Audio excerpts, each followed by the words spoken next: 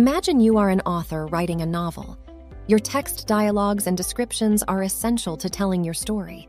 In Python, strings serve a similar purpose, and with ChatGPT's help, you will be crafting your own code masterpieces in no time. Strings in Python are sequences of characters enclosed in quotes. There can be single or double quotes, and there's no difference in functionality. It's like choosing between pen and pencil for your novel. Both get the job done.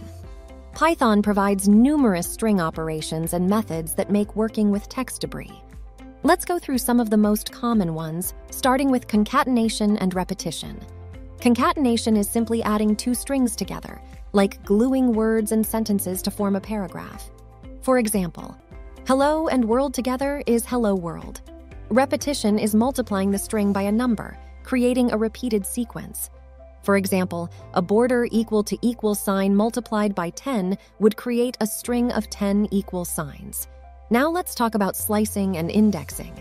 Slicing is like extracting a piece of text from a normal, while indexing allows you to find a specific character.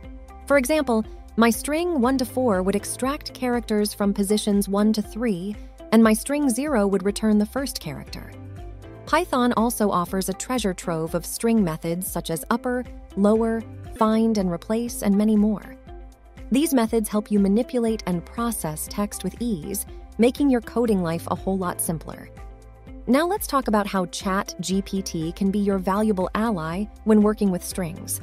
ChatGPT is like your personal coding assistant, always ready to help with examples, best practices, and even debugging your string-related code.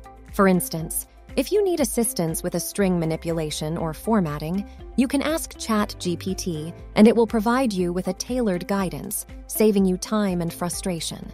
With ChatGPT by your side, you will be able to tackle any string-related challenge with confidence and skill, making your Python journey even more enjoyable and rewarding. In Python, a string is a sequence of characters enclosed in single quotes, double quotes, or triple quotes. Strings are immutable, meaning their contents cannot be changed of the creation meant. Here are some examples. Simple quoted string can be written as follows. Here, the variable single quoted string is being created with the value, hello world. Single line string with double quotes. Double quoted string equal, Python is fun. Multi-line string with the triple quotes. This is a multi-line string. Accessing characters in a string using indexing. In this example, a variable message contains a string Python. We can now try to extract characters within the string using indexing. This sentence extracts the first character P. The second sentence extracts the third character T. Notice that the indexing starts from 0. Indexing can also be done in the reverse way. I am now trying to extract the last character. You can use -1. Now let's try concatenating strings. Let me create two strings alone and concatenate both these strings into a third string. Room formatting with F strings is another letter. F strings are essentially formatting the string. You may want to place a parameter within the string, and the parameter could be a variable defined outside the string. Let's take an example.